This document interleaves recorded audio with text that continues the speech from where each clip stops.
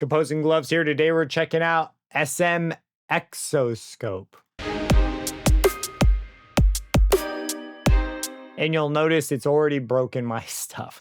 So this particular one, it's old. I do think it has some interesting features in it with the triggering behavior, but you do need to go in and make it bridged for it to pass signal through it. And look at this, the face changes. This like freaked me out a little bit at first. I was like, did I get something that's like a sketchy version of it? But the face changes when you do things. Every time you open and close it. Oh, I've never seen the O face. It can change. Anyways, here's the signal coming in. Pretty interesting. So in here, there are different modes.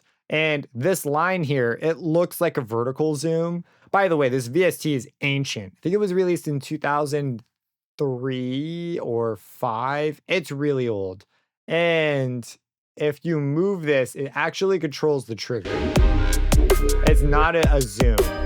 So right now it doesn't do anything, which is my favorite thing. Controls that do nothing, but we display them anyways. So if we change this by clicking over here, it changes. So right now we're in free mode. If we click it, now we're in rising trigger. We can control how it triggers.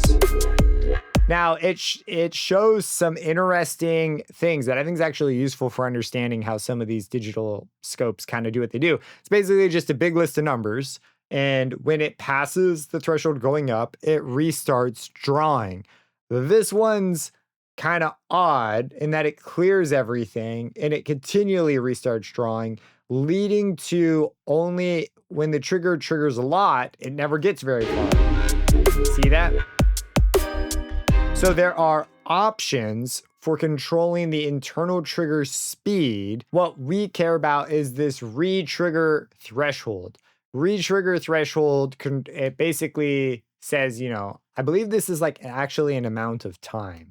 And if we make this longer, it basically says it's got to wait before it's allowed to re-trigger the drawing again. And you see it gets further now. Then we have this re-trigger speed. And I'm a little bit uncertain as to what exactly this does. It may have an effect in a different one. I believe it's an internal. We change this. You see it shrinks. We make it faster, it grows. So isn't it great when controls only work under specific settings, but they show them to you all the time, like they always do something? I just love that. So up here we have our time. It's our zoom. And I don't like this face, man. I just don't like it. Give me a different. Yeah, that one's better. We'll go for that one. Time. This is basically zoom. Amplitude is vertical zoom. How if the wave's too small. It doesn't actually affect your audio, so I don't think amp was a great choice. It should have said like scale or something else. So again, free mode has no trigger. It just sort of draws on the screen, and when it hits the end, it triggers again. So it's really, I think, more like a window mode. It's not truly like free. You see how it draws across? This is like the wrong label. It should be called window, because free would just plop the whole buffer down at once and it would just be chaos. That's what a lot of other scopes interpret free as. It's interesting too, since it's such an early scope. Rising has to cross trigger going up, falling has to cross trigger going down. And, that's basically it. There's a sync redraw. Do I have a periodic wave? Yeah, we do. So sync redraw, you could see, let's make this, can I make it any longer? Oh, we're on internal. Perfect. We'll make this like long. With this off, you see it redraws from like a cursor that moves across the screen, and it causes this ripple. Sync basically prevents this and only updates it once it's reached the end. You see that? That's basically what the sync redraw does. DC kill will just remove any offset in the signal, because any offset in the signal is a DC signal, a DC component. And then freeze stops it, and you can choose between the left and the right channels. So it is pretty interesting. Really old, but I think it's kind of instructive, and I do think it's got a look to it. It's not resizable, and you have to run it in bridged mode. implying that, you know, it's a 32-bit architecture. Someone ported it to 64-bit architecture, but I still had to run it in bridged mode.